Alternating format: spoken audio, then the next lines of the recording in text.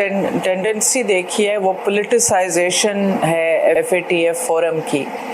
اور اس میں بھارت، امریکہ، Australia, France جیسے ملک جو ہیں وہ ٹوٹلی اس کو انہوں نے پولیٹیسائز کر دیا ہے، اور ہمارے کیس میں کنڈیشنلٹیز سخت سے سخت ہوتی جا رہی تھیں، اور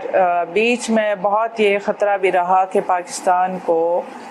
بلیک لسٹ کیا جائے، بلکہ ان ممالک کی کوشش تھی کہ پاکستان کو بلیک لسٹ کیا جائے۔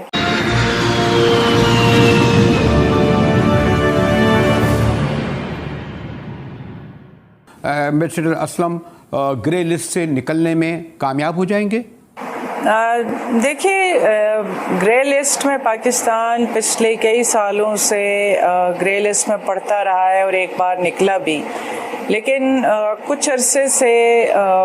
جو ہم نے ایک ٹینڈنسی دیکھی ہے وہ پولیٹیسائزیشن ہے FATF فورم کی،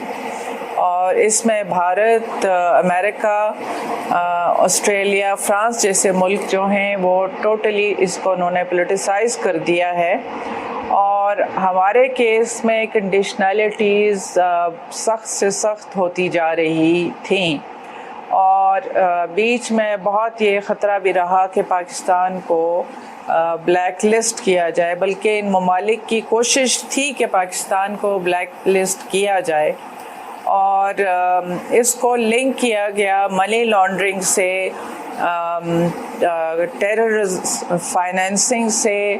UN سیکیورٹی کونسل کے ریزولوشن سے، اور اس کے فالو اپ میں ہم نے کیا ایکشنز لیے ان چیزوں پہ۔ لیکن منی لانڈرنگ ایک بہت سیریس مسئلہ رہا ہے، اور پاکستان میں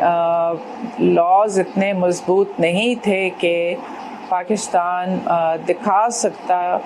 FATF کو بھی کہ پاکستان جو ایکشنز لے رہا ہے آپ اس کو کتنے اسٹرانگلی آپ نے روکا ہے، اور یہ حوالہ ہنڈی، یہ بریف کیسز میں پیسے یہ جو ہیں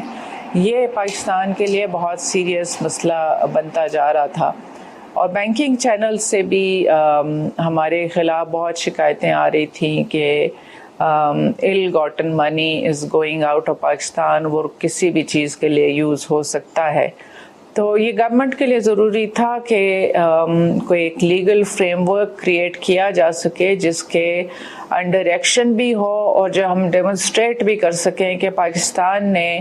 نیسیسری لیجسلیشن کی ہے۔ مسٹر اسلم، بہرحال یہ تو ایک حقیقت ہے نا کہ جو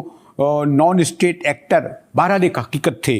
اور ماضی میں خاص طور پر افغان وار کے درمیان آپ کو علم ہے کہ بڑے پیمانے پر جو لشکر اور سپاہ تیار ہوئے، پھر جیش کے نام سے جن پہ ہم نے پابندی لگائی یا JUD کہہ لیں، بہرحال وہ ان سے ہمیں جو مہم جو لوگ تھے، میں نہیں جاؤں گا کہ اس کا اسٹیبلشمنٹ کا بھی شاید ایک حلقہ ان کو پیٹرنائز کر رہا تھا، تو ہم سے نقصان تو اٹھانا پڑا ہمیں، لیکن اب ہم نے میرے خیال میں جو ہم نے اقدامات کیے ہیں، اور جیسا کہ آپ کہہ رہی تھیں، تو ان اقدامات کو ایکسیپٹ کریں گے، کیونکہ بھارت کا بھی انفلوئنس بڑا رہتا ہے ویسٹ پہ، بڑی معیشت ہے، ٹریڈ کے حوالے سے آپ دیکھتی ہوں گی۔ جی ایمبیسڈر اسلم۔ پہلی بات تو یہ ہے کہ JUD یا FIF ان پرٹیکولر ان کی جو بھی ایکٹیویٹیز تھیں وہ انورڈ لکنگ تھیں، اور وہ بہت زیادہ جو ایجوکیشن میں، ہیلتھ سیکٹر میں کام کر رہے تھے، صرف اس لیے کہ ایک پولیٹیکلی موٹیویٹڈ اس کے بیسس پہ لسٹ کر دیا گیا، اس کا یہ مطلب نہیں ہے کہ میں یہاں پہ کہوں گی کہ واقعی FIF ہی قصوروار تھی یا JUD نے ہی کیا تھا۔ جیش کا معاملہ فرق ہے، اس پہ میں بات نہیں کروں گی۔ دوسری بات ہے کہ میں یہ جو ایک ڈبل سٹینڈرڈ سے ان کی بات کریں کہ کھلے عام کہتے ہیں کہ وہ پاکستان میں ٹیررسٹ فائنینسنگ بھی کر رہے ہیں، وہ یہاں پہ کسی مولوی کو بھی 2 لاکھ دے کے پاکستان میں سیکٹیرین فساد کروا دیتے ہیں، وہ یہاں پہ BLA کی بھی فنڈنگ کرتے ہیں، ان کے TTP سے بھی روابط ہیں،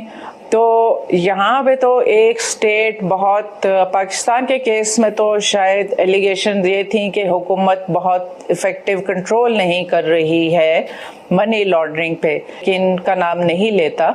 تو ہمیں یہ ہر وقت اپنے سینہ پیٹنے کے بجائے یہ بھی دیکھنا چاہیے کہ گلوبلی جو یہ سارے اسٹرکچرز بنے ہوئے ہیں، میکینزمز ہیں، وہ کتنے فیئرلی یہ سارے جو ایشوز ہیں ان کو ایڈریس کر رہے ہیں. کیا ہمارے ہاں انڈیا کے علاوہ بھی این جی اوز، آئی این جی اوز کے تھرو فنڈنگ نہیں ہوتی ایسی ایکٹیویٹیز جو پاکستان کو نقصان دیتی ہیں؟ ہوتی ہیں، لیکن وہاں پہ کوئی بات نہیں ہوتی ہے. صرف پاکستان کو، اور ہم خود بھی بعض دفعہ اپنے آپ کو بہت زیادہ یہ نان اسٹیٹ ایکٹرز پروپیگنڈا میں پڑ جاتے ہیں. یہ بہت ایگزیجریٹڈ ہیں اور گراؤنڈ پہ کوئی ان کا ایسا ایویڈنس نہیں ہے کہ کوئی ٹیررسٹ فائنینسنگ ہوئی ہے. لیکن ایمبیسڈر اسلم، بہرحال یہ تو ایک حقیقت ہے نا کہ جو ہمارے یہاں پاکستان ایک کانفلکٹ زون رہا، اور میں بہت گارڈڈ اب اس لیے استعمال کروں گا کہ جو پولرائزیشن ہے اس میں ہم دو پول، ان کو بھی ہمیں بیلنس کرنا ہے. میرا مقصد تھا ایران اور سعودی عرب، اور ان کے جو فالوورز تھے وہ جو ایک پراکسی وار جو یہاں کر رہے تھے، اور اس میں انڈیا الگ بیکنگ کر رہا تھا. تو یہ جو میں نے کہا نا کہ I am trying my best کہ use the very guarded word, کیونکہ کہا تو حساس مسئلہ ہے اور آپ سفارت کاریاں جانتی ہیں. تو دونوں ہمارے دوست ہیں، ہم کس طریقے سے جو میں نے کہا اس پراکسی وار سے جو بچی ہوئی ہے نان اسٹیٹ ایکٹر کو، تو ہم نے یہ ٹھیک ہے کہ ہم نے انہیں کسی حد تک محدود کر دیا، منجمد کر دیا. ایمبیسڈر اسلم، دیکھیے اب امید کرتے ہیں کہ افغانستان اسٹیبلائز ہو جائے گا، تو جو وہاں سے پاکستان اینٹی پاکستان ایکٹیویٹیز ہوتی رہی ہیں، وہاں سے فورن ٹروپس بھی چلے جائیں گے. ان ایجنسیز کے لیے جو انہوں نے پلے گراؤنڈ بنایا ہوا تھا افغانستان کو بھی، اور وہاں سے پاکستان میں ٹیررزم بھی پروموٹ کر رہے تھے اور پاکستان کو ڈی اسٹیبلائز کرنے کی کوشش بھی کر رہے تھے، اور ایک ایجنڈا تھا بالکنائزیشن آف پاکستان.